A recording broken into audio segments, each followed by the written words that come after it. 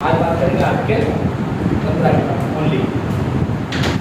ये सब चीज़ जानना है। Religion, race, caste, sex, place of birth, इन 5 के ऊपर राज्य आपसे डिस्क्रिमिनेशन नहीं करेगा। ध्यान रखना एक चीज, आर्टिकल 15 में 6 क्लॉज हैं। कितने क्लॉज हैं? 6, जिसके बारे में करना है। आर्टिकल 15(1) जो भी आपने बोला, क्या बोला? स्टेट, क्या हुआ? State shall not discriminate on the basis of race, religion, caste, sex, place of birth. इन 5 आधार पर स्टेट भेदभाव नहीं करेगा। इसके बाद 15(2) आता है। 15 का दूसरा पार्ट आता है। अब यहाँ पर वर्ड यूज होता पर्सन।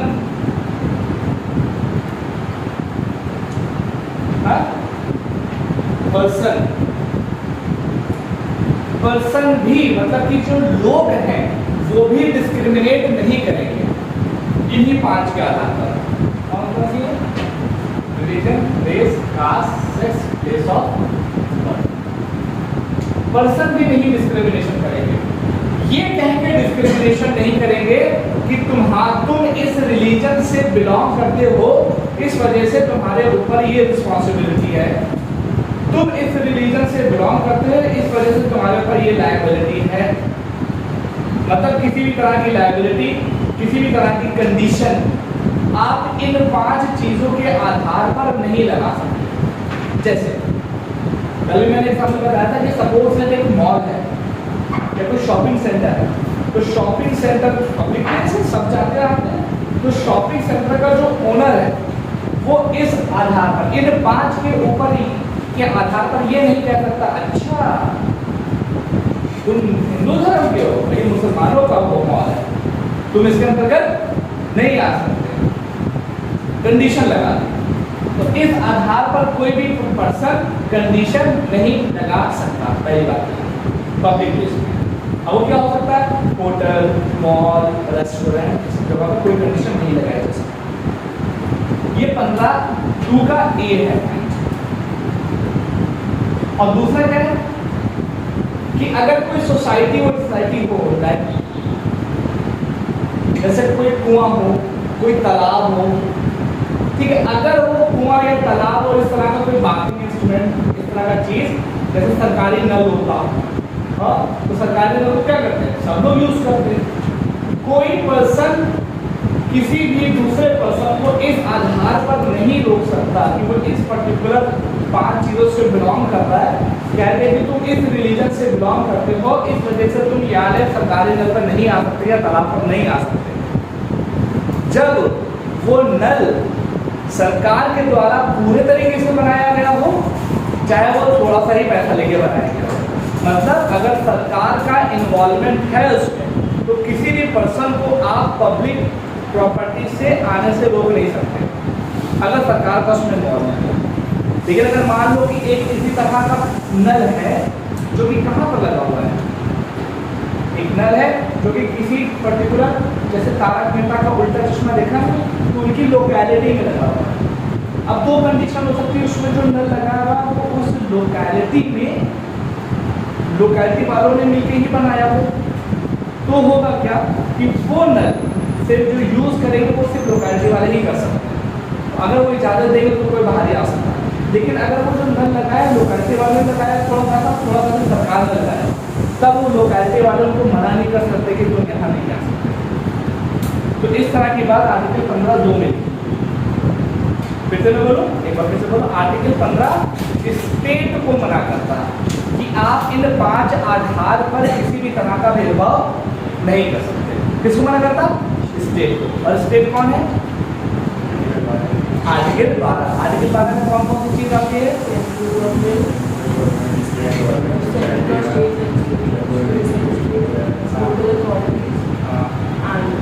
एनी अथॉरिटी जहां पर सरकार का थोड़ा बहुत भी इन्वॉल्वमेंट हो। ठीक। दूसरे में क्या करता है कि नॉर्मल लोगों से बात करता है। अब इसमें 2 कंडीशन बताता है। पहली कंडीशन में क्या कहता है कि जो public restaurant, mall, shopping mall, hyper mall जो होते हैं, इसमें आप तो पर कोई कंडीशन नहीं लगाई जाएगी, किसी तरह की कंडीशन या रिस्पॉन्सिबिलिटी नहीं दी जाएगी इस आधार पर कि आप इन पर्टिकुलर 5 में से कहीं बिलोंग करते हैं। किसी रिलीजन पे जैसे लुलु मॉल में अभी बहुत चल रहा था कि नमाज पढ़ रहे हैं, पूजा करेंगे, तो बहुत चल रहा था, तो वहाँ पर आप ये कंडीशन नहीं लगा सकते कि किसी मुसलमान ने बनाया, मुसलमान उसका ऑनर, तो कोई हिंदू नहीं जा सकता कि तुम हिंदू तुम वहाँ जा सकते, नहीं, ये पॉसिबल नहीं। आर्टिकल 15 के तहत उसमें कंडीशन है कि आप कंडीशन नहीं लगा सकते कि हिंदू है तो नहीं जा सकता, मुस्लिम है तो नहीं जा सकता, पब्लिक प्लेस से सब जा सकते। आर्टिकल 15 बी में क्या है कि अगर कोई ऐसी पब्लिक प्रॉपर्टी जो सब यूज करते हैं लाइक तालाब, पानी वाली के उसमें में, तो उसमें अगर सरकार का किसी भी तरीके से इन्वॉल्वमेंट है, चाहे थोड़ा सा पैसा ही दिया हो, आप उसको पब्लिक को नहीं रोक सकते वहाँ जाने से। हाँ, ये हो सकता है कि अगर पूरे तरीके से उस कम्युनिटी ने उसको बनाया हो तब आप वहाँ पर रोका जा सकता है। ये दो मेन आर्टिकल। इसके बाद आता है 15 का क्लॉज 3, 15 का क्लॉज 4, 15 का क्लॉज 5 और 15 का क्लॉज 6। यहाँ पर बवाल है और ध्यान रखना, ये जो आर्टिकल 15(1)(a), 15(2) है, ये मेन आर्टिकल है, मेन आर्टिकल। और ये जो 4 हैं, ये इस आर्टिकल की क्या है, एक्सेप्शन है। क्या है, एक्सेप्शन। अब एक्सेप्शन क्या है, ध्यान देना कि आर्टिकल 15 क्या कहता है कि राज्य की ये जिम्मेदारी है कि वुमेन्स एंड चिल्ड्रन, इसको वुमेन्स एंड चिल्ड्रन,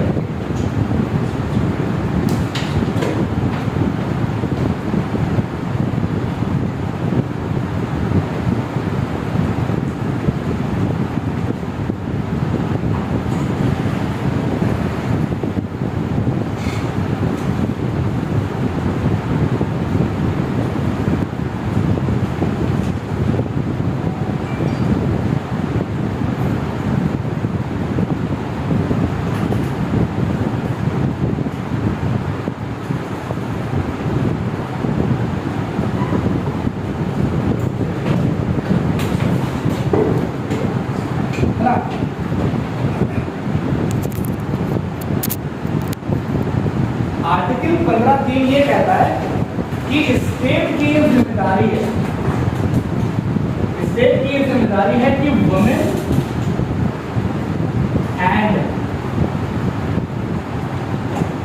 चिल्ड्रन, इनके स्टेटस को बढ़ाने के लिए, इनके स्तर को बढ़ाने के लिए अगर कोई भी स्टेप सरकार लेती है और उसकी वजह से आर्टिकल 15 का हनन होता है तो कोई इशू नहीं, कोई दिक्कत नहीं, वो उसका एक्सेप्शन है।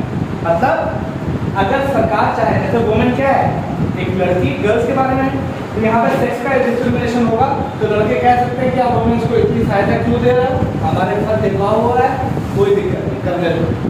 आर्टिकल 15 उसका एक अपवाद है कि अगर वुमेन्स और चिल्ड्रन के लिए सरकार कुछ करना चाहती है तो उसको कोई करने से रोक नहीं सकता, यह आर्टिकल 15 कहता है। अब आर्टिकल 15(4), 15(5) और 15(6) ये तीनों रिलेटेड हैं socially and educationally backward class, backward class. अब इसमें कौन कौन से लोग आते हैं, ध्यान रखना, इसमें आते हैं ओबीसी, एससी, एसटी और ईडब्ल्यूएस।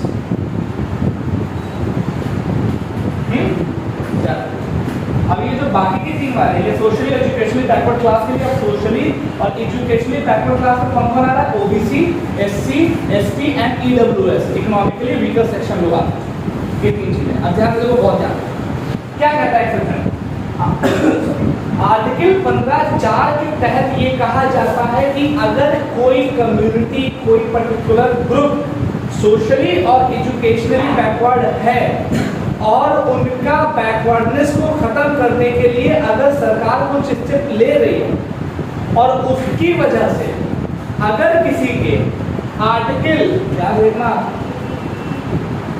आर्टिकल 29 का हनन हो रहा है, किसका हनन हो रहा है, आर्टिकल 29 क्या ऐसा बोलो, आर्टिकल 29(2) का क्लॉज 2 का हनन हो रहा है, तो इस आधार पर कोई भी पर्सन सुप्रीम कोर्ट या कोर्ट नहीं जाएगा कि मेरे फंडामेंटल राइट का हनन हुआ है। नहीं समझना है? देखो फिर से बोल रहा हूं, अगर कोई पर्टिकुलर कम्युनिटी जो सोशली एजुकेशनली बैकवर्ड है, उसकी वजह से ये हो रहा है कि सोशली एजुकेशनली बैकवर्ड होने की वजह से सरकार उसको अपलिफ्टमेंट करेगी, तो भेदभाव करेगी। तो क्या करेगी कि सरकार इन 5 में से, जैसे मान लो कि कोई जैसे कोई रिलीजन है या रेस है या कास्ट है, प्लेस ऑफ बर्थ है, अब सरकार ये कंडीशन लगा दे कि एक पर्टिकुलर कोई स्कूल है, यहाँ पर उस स्कूल के रीजन में पाए जाने वाले लोग ही एडमिशन लेंगे, मतलब उस रीजन में जो लोग रहते होंगे रेसिडेंस वो वही वाले लेंगे, प्लेस ऑफ बर्थ या किसी भी तरीके की कंडीशन लगा दें।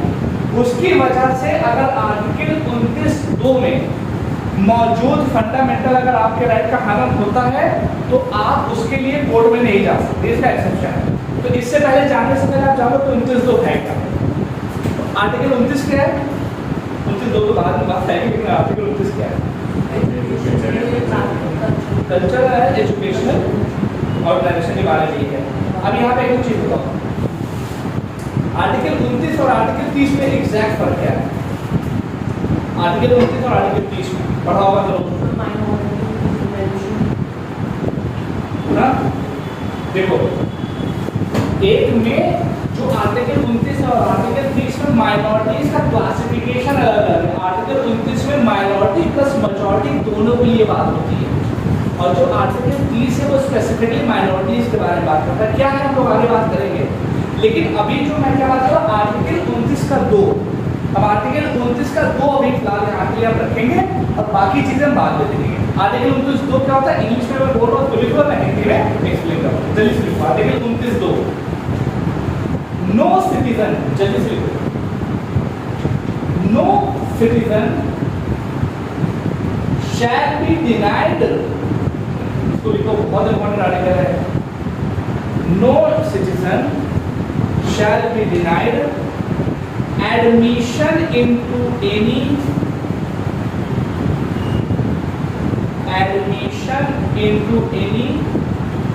educational institution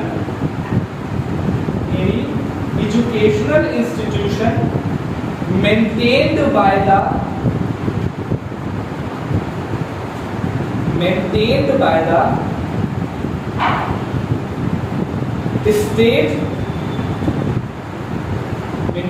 the state or receiving aid out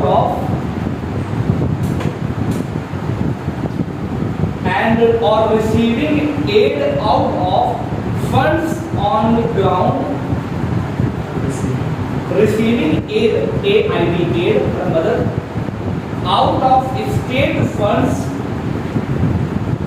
out of state funds on ground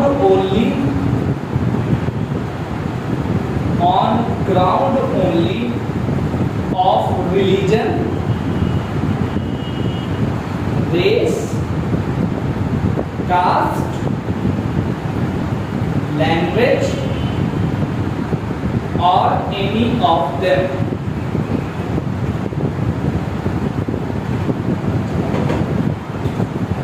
अब क्या है, इसको लिखवाया मैंने क्यों? ताकि आप आगे पढ़ो तो आप पेपर पढ़ो तो समझ में आए। देखो उसका मैं बता रहा हूँ, कह रहे हैं कि किसी भी भारतीय नागरिक को उस संस्था में जो कि सरकार से पैसा पा रही है या सरकार को पूरी तरीके से फंडेड हो, उसमें एडमिशन लेने से नहीं रोका जाएगा, इस आधार पर कि वो या तो इस रिलीजन से बिलोंग करता है, इस रेस से बिलोंग करता है, इस कास्ट से बिलोंग करता है, इस लैंग्वेज से बिलोंग करता है। किसी भी लैंग्वेज का हो, किसी भी कास्ट का हो, किसी भी रेस का हो, किसी भी रिलीजन का हो, अगर वो किसी भी सरकारी संस्था में एडमिशन लेना चाहता है, सरकारी का मतलब या तो सरकार पूरा पैसा देती है या सरकार थोड़ा बहुत पैसा देती है, ऐड देती है, उसको रोका नहीं जाएगा इन आधार के आधार कि तुम इस रिलीजन से बिलोंग करते हो, तुमको एडमिशन नहीं देंगे। ये आर्टिकल 29(2) कहता है। अब देखो इसका कंट्राडिक्शन कैसे होगा, क्या समझा? आर्टिकल 15(4) ये कहता है कि सोशली और एजुकेशनली लोग जो होंगे उनको अपलिफ्ट करने के लिए सरकार क्या कर देगी कि उनको रिजर्वेशन या किसी भी तरीके से कुछ कोटा दे सकती है। अब कैसे दे सकती है?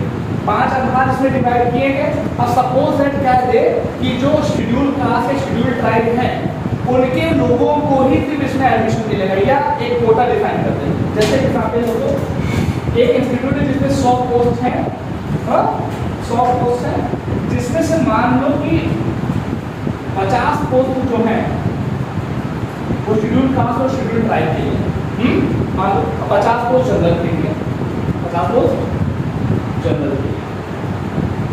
अब इसके बाद जनरल नॉन जनरल जो थोड़े उसमें पैसे वाले, अब इसी के अंदर अगर 10% ईडब्ल्यूएस की बात हो तो 60% कोटा और जनरल के पास कितनी बची, 40 बची।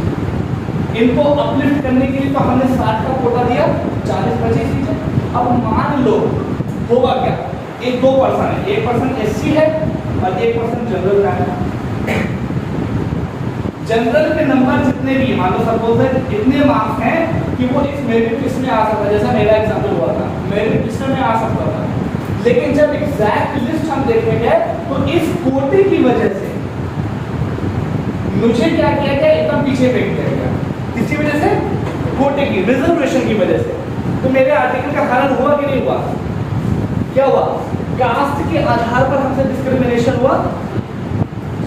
क्या किया, लखनऊ यूनिवर्सिटी क्या है, प्राइवेट इंस्टीट्यूट तो है नहीं, सरकार से मान्यता प्राप्त, सरकार थोड़ा पैसा पाती है, तो उस पर मुझे इन आधार पर नहीं रोका जाएगा। तो इस पर रिलीजन के आधार पर, देश के आधार पर, कास्ट के आधार पर और लैंग्वेज के आधार पर मैं गया, मैंने कहा मेरे को भेदभाव नहीं होगा। लेकिन जब वहाँ एडमिशन हम लेने गए तो पता चला कि वहाँ पर कोटा लग गया है, किस आधार पर, कास्ट के आधार पर है, शेड्यूल कास्ट और शेड्यूल ट्राइब को हमसे ऊपर प्रेरित कर दी जाएगी। अब इससे हुआ क्या, मैं वहाँ पे एडमिशन नहीं ले पाया। अब जब मैं अपना एडमिशन नहीं ले पाया, क्यों, कास्ट के आधार पर, तो मेरे साथ क्या हुआ, मेरे आर्टिकल 29 का हनन हुआ। तो मुझे कहाँ जाना चाहिए, कोर्ट, किससे अगेंस्ट में, एलयू भी होगी, मतलब सरकार के अगेंस्ट में जाना चाहिए मुझे कोर्ट। लेकिन आर्टिकल 15(4) उसी को इम्यूनिटी दे देता है, कहता है तुम अब नहीं आ सकते। सरकारी कॉलेजेस में ये एक्सेप्शन है, ये किया जाएगा। और आर्टिकल 15(4) उसी के बारे में होगा। और आर्टिकल 15(4) ध्यान रखिएगा, संविधान में पहले संविधान संशोधन के तहत ऐड किया गया, मतलब फर्स्ट कॉन्स्टिट्यूशनल अमेंडमेंट जो हुआ था उसके तहत ही इसे आर्टिकल 15(4) को इंट्रोड्यूस किया गया। बात समझ आ रही है, सिंपल सा लॉजिक है। 15(4) को इंक्लूड किया जाता है, पहले संविधान संशोधन 1951 के तहत। देखो ये ट्रिकी है, थोड़े बहुत समझने वाली चीजें हैं, बस ऐसे समझ लो। ये हो गया। अब बात बढ़ती थोड़ी सी और आगे। मैंने क्या बोला, ऐसे स्कूल जो कि सरकारी मान्यता प्राप्त है, सरकारी है, जनरली सरकारी, जैसे सरकार होगा। अब ध्यान देखो, 1951 का समय, इससे पहले भी मैं बता चुका हूँ, 1951 के समय में होता क्या था कि जितने स्कूल हैं जनरली सरकारी हैं, सरकारी मान्यता प्राप्त, उस समय प्राइवेट इंस्टीट्यूट नहीं थे। तो जब प्राइवेट इंस्टीट्यूट थे नहीं, तब इसमें प्राइवेट इंस्टीट्यूट को इंक्लूड करने की बात ही नहीं है कि इस तरह का जो रिजर्वेशन का प्रोसेस है प्राइवेट इंस्टीट्यूट में नहीं होगा।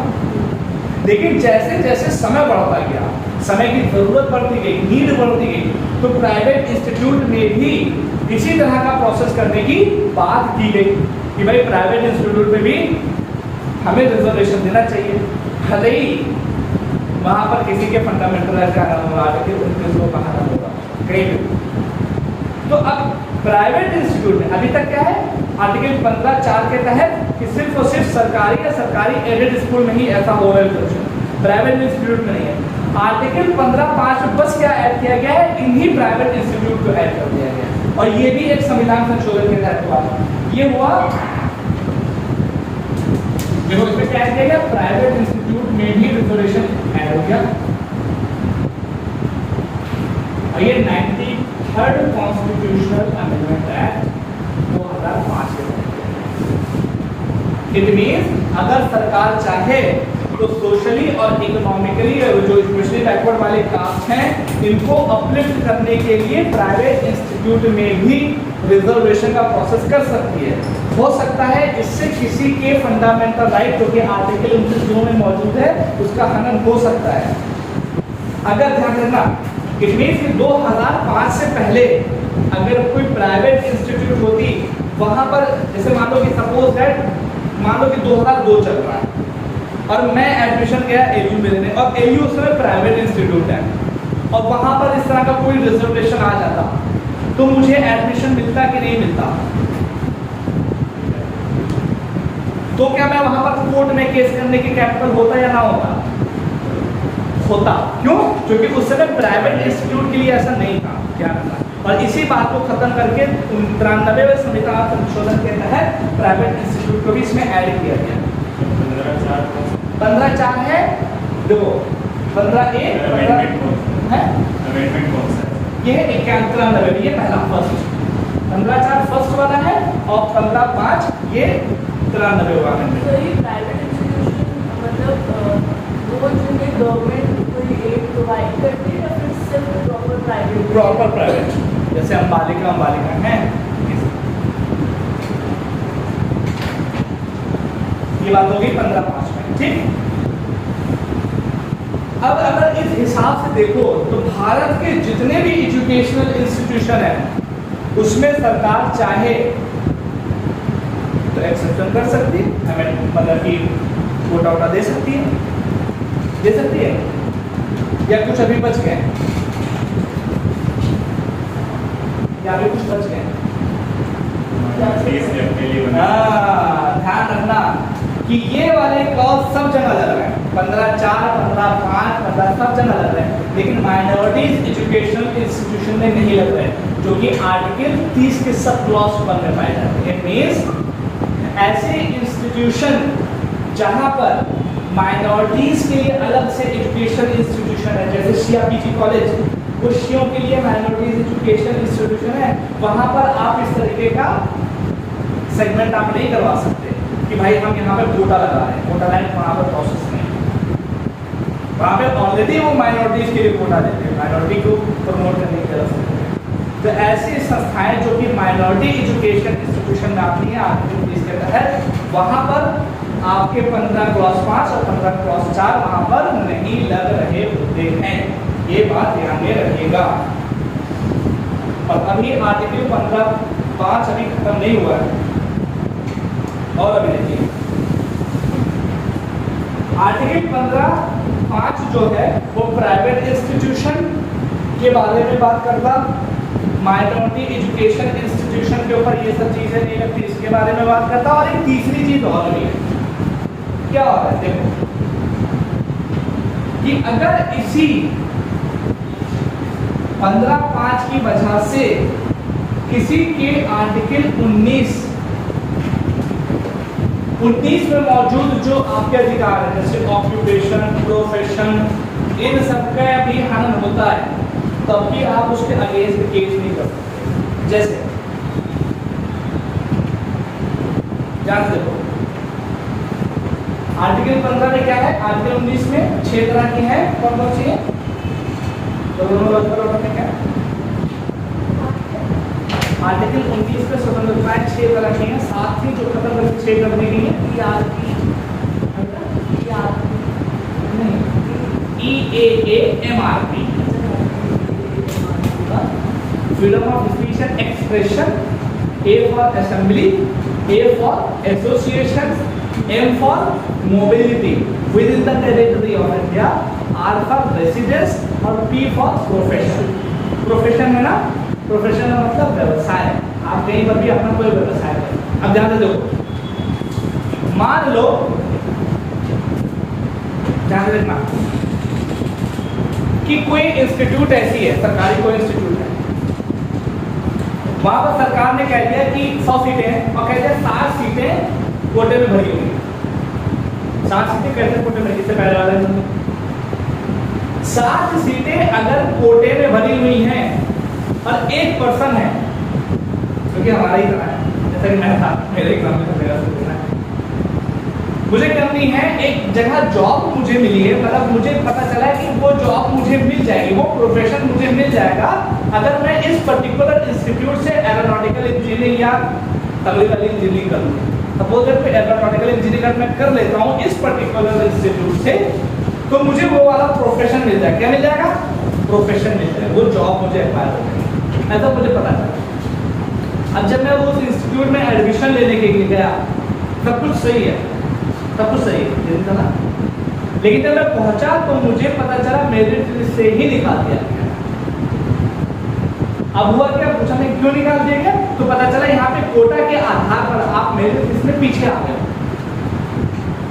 जिससे होगा क्या, मैं वहां से एरोनॉटिकल इंजीनियरिंग कर पाऊंगा नहीं, और जब नहीं कर पाऊंगा तो मैं क्या वो वाला प्रोफेशन पा पाऊंगा नहीं। तो मेरे आर्टिकल 19 का हनन हुआ कि नहीं हुआ। तो अगर ये भी है तो 93वें संविधान संशोधन ने आर्टिकल 15 क्लॉज 5 में तीसरी कंडीशन डाली कि अगर इसकी वजह से वोटा की वजह से, सोशल की वजह से अगर आपके आर्टिकल 19 का भी हनन हो रहा है, आर्टिकल 19 से खासकर ऑक्यूपेशन और प्रोफेशन मैंने एक एग्जाम्पल लिया, उसका भी हनन हो रहा है, तब भी आप कोर्ट नहीं जा सकते। ये एक एक्सेप्शन है, बस सुन रहे बट सिंपल सा है। वो प्रोफेशन मुझे पाना था, उसके लिए मुझे ये वाली इंजीनियरिंग करनी थी, और ये वाली इंजीनियरिंग करने के लिए मुझे उसी वाले कॉलेज से करनी थी। वहाँ पर कोटा की वजह से मैं रैंक पे था, लेकिन कोटा की वजह से मुझे रैंक से पीछे कर दिया गया। अब मैं वो इंजीनियरिंग नहीं कर पाऊंगा तो वो प्रोफेशन नहीं पाऊंगा, तो प्रोफेशन नहीं पाऊंगा तो मेरे फंडामेंटल है ना। तो मुझे कहाँ जाना चाहिए, कोर्ट। कोर्ट में जब पहुंचे तो कोर्ट ने कहा घर से मार देंगे, पढ़ के नहीं आया क्या 15-5 चिल्ला चिल्ला पढ़ा रहे थे लूडो मार के बाद है पढ़ के आते थे।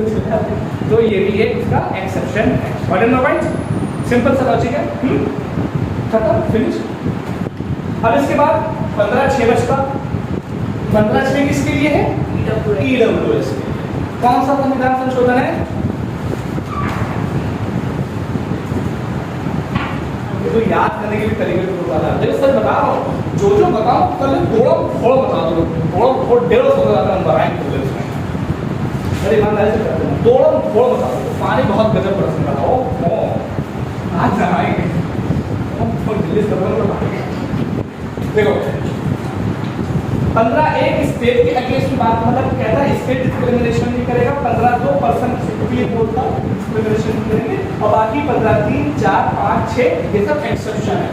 ये 15(3) में वुमेन्स और चिल्ड्रन के बारे में है, 15(4) और 15(5) सोशली और एजुकेशनली बैकवर्ड क्लास के लिए है, जिसमें SC ST सब कुछ इंक्लूडेड है।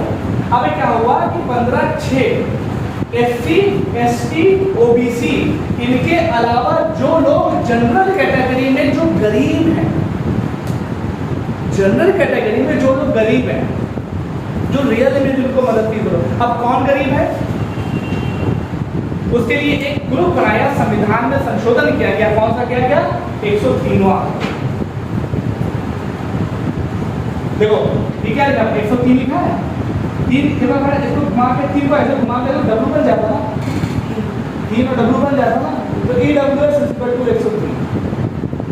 याद तो 103वां संविधान संशोधन पास किया गया, और इस संविधान संशोधन के तहत ये कहा गया कि भाई अब जो लोग OBC के तहत कोटा नहीं पाते, SC के तहत कोटा नहीं पाते, ST के तहत कोटा नहीं पाते, और जनरल कैटेगरी में है लेकिन इकोनॉमिकली बहुत वीक हैं, उनको सरकार अलग से 10% कोटा देगी अगर वो लोग इस पर्टिकुलर फाइनेंशियल क्राइटेरिया के नीचे आते हैं।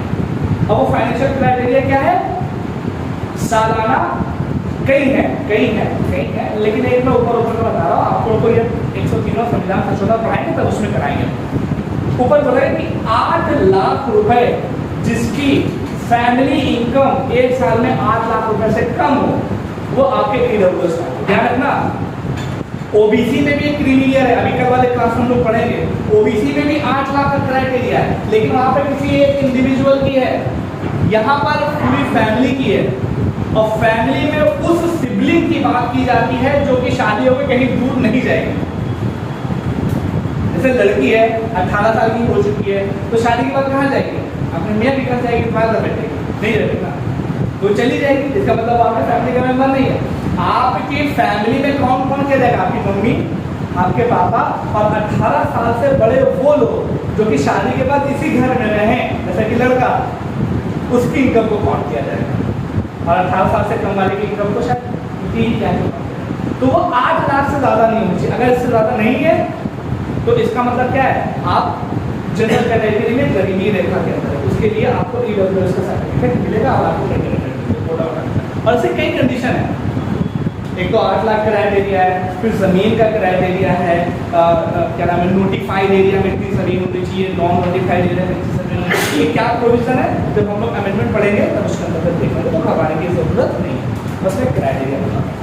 जैसे आपका एग्जाम्पल दिया था कि हमें एडमिशन नहीं मिला था वो कहना चाहिए, तभी आपने बताया कि जो ये मतलब EWS तो ऐसे तो आप दिखा सकते ना कि मैं दिखा तो चलेगी, सर मेरे पास नहीं था यार मैं वो दिखा तो कर सकते कर सकते हैं, आप बनवा लीजिए। तो आप मुझसे बोले कहेंगे सपोज पहले वाला जनरल था, और जनरल के बाद अपनी आप एक और हथियार EWS अब लेवल आप बताओ आएंगे कि क्या है, एकदम होता है। तो मेरे पास नहीं था ना उस समय, अब ले बताएंगे, लेकिन हमारा बनेगा नहीं ना EWS चल मुश्किल से बनता है। हाँ पॉपर बिठा देंगे, पॉपर बिठा देंगे ठीक है। तो 15 हो गया ये प्रोसेस है। अब इसके कुछ एक्सेप्शन भी है क्या, एक्सेप्शन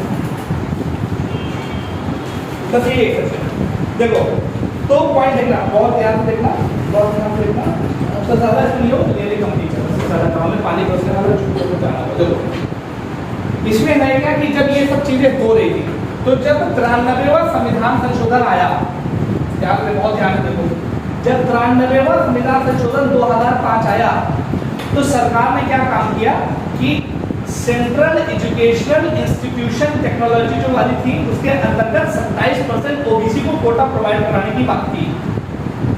अब जब कोटा प्रोवाइड कराने की बात की, तो जो दूसरा तबका था वो खड़ा गया, ये क्या है, 27% को भी देखेंगे, वो सुप्रीम कोर्ट पहुंच गया।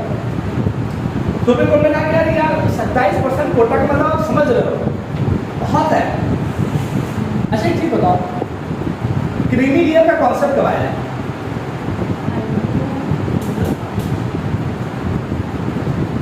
क्रीमी लेयर का कॉन्सेप्ट अगर आपके दिमाग में आता तो नहीं, क्रीमी लेयर का मतलब है किसी एक पर्टिकुलर चीज में क्रीम, मतलब क्रीम क्या होती है, दूध अच्छा होता है कि क्रीम अच्छी होती है, क्रीम अच्छी होती है। हाँ देखिए समझ लीजिए, क्रीमी लेयर जो है 1971 कोई संथानम कमेटी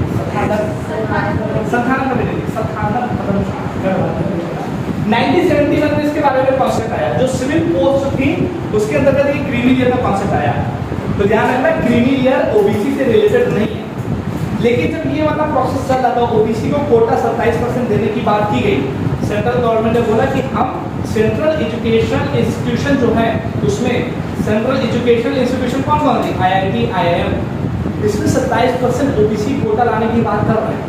तो जो जनरल कैटेगरी वाले तो मतलब खड़ा रहे यार ये गलत हो रहा है यार, हम लोग का क्या होगा, तो वो लोग सुप्रीम कोर्ट पहुंचे, तो सुप्रीम कोर्ट ने कहा चुका बैठो, और ठीक कह रहे हैं, क्योंकि मंडल कमीशन की रिपोर्ट आ चुकी थी, याद होगा मंडल कमीशन, फिर उसके बाद ये कल क्लास में उसकी रिपोर्ट आ गई, तो उसके आधार पर 27% हम लोग रिजर्वेशन दे सकते थे, तो उन्होंने देने की बात की। तो सुप्रीम कोर्ट ने एक बार फिर बोला कि ठीक है 27% आप कोटा देना चाह रहे हो, ठीक है, लेकिन इसमें जो ओबीसी है उसके क्रीमी लेयर को हटाओ यहाँ से, क्रीमी लेयर वाले 27% कोटा के अंतर्गत नहीं आएंगे। और वो क्रीमी लेयर में आते कौन कौन है जो आप बता रहे हो, कौन कौन आते हैं, यूपीएससी के जो मेंबर हो जाए, कैट, जो बड़े बड़े election commission of India post के बड़े बड़े बिजनेस टाइकून, ये सब क्रीमी लेयर में नहीं आते, इनको कोटा नहीं मिल सकता। तो जब अगर आप ओबीसी से बिलोंग करते हो और अगर आप ओबीसी का कोई फॉर्म भरोगे, तो ओबीसी का जब फॉर्म भरा जाता है ना, तो उसके अंदर पूछा जाता है आप क्रीमी लेयर से तो नहीं हो, अगर आप हो गए क्रीमी लेयर तो आपको उस रिजर्वेशन का फायदा नहीं मिलता, और अगर नहीं होता तो आपको। तो जल्दी से पूरा समराइज करें। आर्टिकल 15 बहुत ध्यान से देखना, आर्टिकल 15 क्या कहता है कि 5 तरह की डिस्पैरिटी बताता है, race, religion, caste, sex, place of birth. इसके आधार पर जब सरकार डिस्क्रिमिनेशन ना करे, दोस्तों किसने लिखे आर्टिकल 15 में, जब पर्सन डिस्क्रिमिनेशन ना करे तो आर्टिकल 15 2 में लिखे, और इसमें 2 कंडीशन है। पहली कंडीशन तो पब्लिक प्लेसेस है, और दूसरी कंडीशन वो टैंक वाली कंडीशन। टैंक वाली कंडीशन में क्या था कि अगर सरकार ने लोकल लोकेलिटी के साथ मिलकर वो काम किया है, तो सब लोग आएंगे। अगर सिर्फ लोकेलिटी ने काम किया तो वो डिस्क्रिमिनेशन कहीं ना कहीं कर सकते। मॉल वाले कंडीशन में मैंने बता दी। उसके बाद 15(3), 4, 5, 6 ये सब एक्सेप्शन है आर्टिकल 15 के। एक्सेप्शन क्या है? आर्टिकल 15(3) में कहता है कि वुमेन्स और चिल्ड्रन को अपलिफ्ट करने की वजह से अगर आर्टिकल 15 का हनन हो रहा है तो होने दो, हमें वुमेन्स और चिल्ड्रन का अपलिफ्टमेंट करना है। अब इसमें क्या है, इसका कोई एग्जाम्पल बताओ वुमेन का। पंचायती राज में जो 1/3 सीट हम देते हैं ना, वो इसी का डिस्क्रिमिनेशन। तो तुमने वुमेन्स को तो पार्टिसिपेशन दे दिया यार, तो हम लोग को नहीं दे रहे लड़कों को, तो कहने थोड़ा हिंदी पढ़े लो। 15(4) क्या कहता कि 15(4) में सोशली और एजुकेशनली लोगों को अपवर्ड करने के लिए अगर सरकार कुछ स्टेप लेती है और उसकी वजह से आपके आर्टिकल 29(2) का हनन और इवन आर्टिकल 15 का भी हनन, अगर मैं बोलूँ आर्टिकल 15 का हनन तो समझ लेना 15(1) और 15(2) दोनों की बात हो रही है। 15 का हनन हो तो उसकी रिस्पेक्ट में आप कोर्ट नहीं जा सकते, ये उसका एक एक्सेप्शन है। आर्टिकल 29 क्या है, ये भी मैंने आपको बताया कि माइनॉरिटी जो एजुकेशन इंस्टीट्यूशन होते हैं सरकारी या सरकारी एडेड, उसके अंतर्गत अगर आप एडमिशन लेने जा रहे हो, जैसा कि मेरा वाला केस यहाँ था, और आपके मेरिट में नाम आया है लेकिन कोई शेड्यूल कास्ट शेड्यूल ट्राइब वाला आपसे पहले पहुँच जाए, तो आप कहोगे मेरा तो फंडामेंटल राइट का खराब होगा। तो कहने क्यों, कहने क्या उसको कास्ट के आधार पर पहुँचा दिया गया, मुझे नहीं दिया गया, तो कास्ट के आधार पर आपसे फंडामेंटल राइट का हनन नहीं किया जाता। लेकिन 15(4) के तहत वो एक्सेप्शन है। ये पहले फर्स्ट कॉन्स्टिट्यूशनल अमेंडमेंट 1951 के तहत आया, और इसमें क्या था, सिर्फ और सिर्फ गवर्नमेंट एडेड स्कूल की बात की गई। जब इसके अंतर्गत प्राइवेट इंस्टीट्यूट को भी इंक्लूड कर दिया जाए, आर्टिकल 19 वाले को भी ऐड कर दिया जाए, ये क्या कराता है आर्टिकल 15(5), और ये 93वां संविधान संशोधन से आया है। उसके बाद आपका जो 103वां कॉन्स्टिट्यूशनल अमेंडमेंट आया, सेम प्रोसेस EWS के लिए भी, और EWS के लिए भी कर रहा था, उसको भी एक एक्सेप्शन आपको 15 के तहत ऐड कर दिया गया है। अब सरकारी से पता है छुट्टी है।